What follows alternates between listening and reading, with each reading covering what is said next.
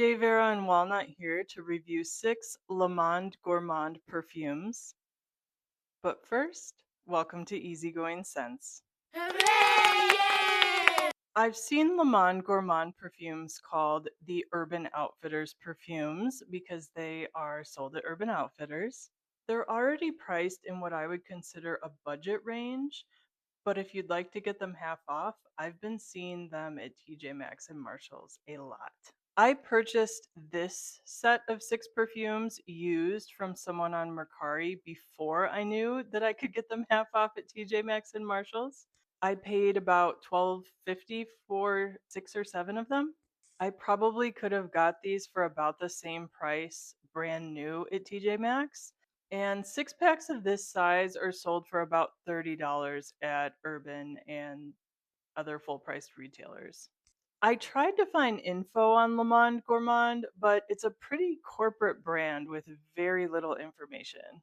I couldn't find perfumers listed for any of the scents, which is quickly becoming a major pet peeve of mine. What I did find is that Le Monde Gourmand is owned by True Fragrance and Beauty. The top stakeholder of this company is a private equity investment firm called Monogram Capital Partners. The only name I could really find linked to the fragrances is Anne Colville Soma, and she's the chief brand officer. She was interviewed in a podcast called Le Monde that launched 1,000 Gourmands. I haven't listened to it, but that's a pretty fun title, and I'll link it below. On to the review. I'm going to rank these in the order I liked them from least to most. Watch until the end to find out which was my favorite. Number 6, Chai Épicé. I was shocked to see the notes list for this one because I don't smell any of that. Maybe the woods. To me, Chai Épicé is true to its name, not to its notes list.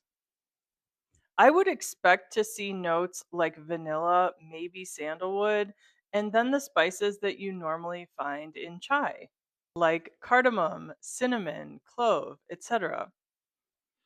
I don't hate it, but there are a lot of vanillas out there that I like better, so I'm going to gift this one to a friend of mine who's more into spicy vanillas than I am. Number 5, Citron Glacé. The notes list on this one feels way more accurate. That said, the notes list makes me think that this should smell like Dolce & Gabbana Light Blue or another lemonade-y kind of scent, but this is much more bitter than that. I definitely expected there to be a bitter herb note in the notes list. I don't hate this one either, but I'm also going to gift it to someone because I have an abundance of citrus fragrances, as you will find out in future reviews. There's no reason for me to hold on to one that I think of as mediocre. Number 4, Fruit du Dragon. This one smells like Kool-Aid to me. Not a specific flavor, just red or pink Kool-Aid. Maybe a pink freeze pop with a flower in the background. Which is to say, it smells more like a synthetic rendition of fruits than photorealistic fruit. I think it would be fun for summer, but I can't imagine actually reaching for it myself, so I'm going to gift it to a younger family member who's exploring fragrances. Number 3, Crème Vanille. This is another vanilla, but it is not spicy like Chai Épicé. I see apricot listed in the notes, but I don't get that at all. To me, Crème Vanille is a fairly simple, lightly sugared vanilla that feels comfy, cozy, good for winter. Now, this is what I would expect from a brand called Le Monde Gourmand. Even though I think this is a pretty good vanilla, I also have an abundance of riches when it comes to vanilla fragrances, so I'm also going to gift this to my vanilla loving friend. Number 2, Miel Bébé. Honey baby, we have reached the fragrances that I'm going to keep. This is just a light, soft, honeyed scent. There's not much complexity to it. If you have smelled honey, you know what it smells like. I haven't smelled many honey fragrances yet, so this one feels really novel to me. Maybe that will change with time as I explore more. Number one, the matcha. I'm a matcha drinker, so I got really excited about this one, but it doesn't actually smell like matcha to me. It smelled pleasant though and oddly familiar, so I kept wearing it anyway and trying to figure out what it reminded me of. I realized it smells like a combination of a lemon lime freeze pop and grass. If you know me, you will know that I am very nostalgic, and lemon lime freeze pops and grass played a large part in my childhood. So I'm holding on to this one.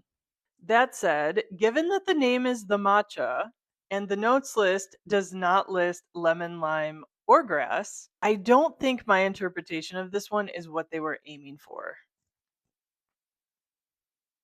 Overall, I found these fragrances pleasant enough, but I don't think I'll buy anything from Le Monde Gourmand again. I'm trying to avoid using words like cheap and expensive because I know the price of a fragrance is not necessarily correlated with how good it is. But in this case, I didn't feel like I was sampling $20 fragrances that could go for 100 or 200. I felt like I was sampling $20 fragrances that smell like $20 fragrances. These all smell very simple. They're also fairly sweet, and I got the impression that they were probably made fairly quickly with fairly cheap ingredients so they could be sold at a low price point to younger shoppers who don't have much disposable income yet and aren't really into complex scents. I was surprised at how these fragrances smell given all the hype that I've seen for them online. I kind of went in expecting more and feeling a little disappointed. That said, they're not terrible. I didn't know the brand was largely owned by a private equity firm until I started making this video, but to be honest, when I found out, my first thought was that makes sense. If you've tried Le Monde Gourmand, I would love to hear from you. Let me know. Am I being a snob here? Thanks for watching as always. If you haven't, please like and subscribe and see you next time.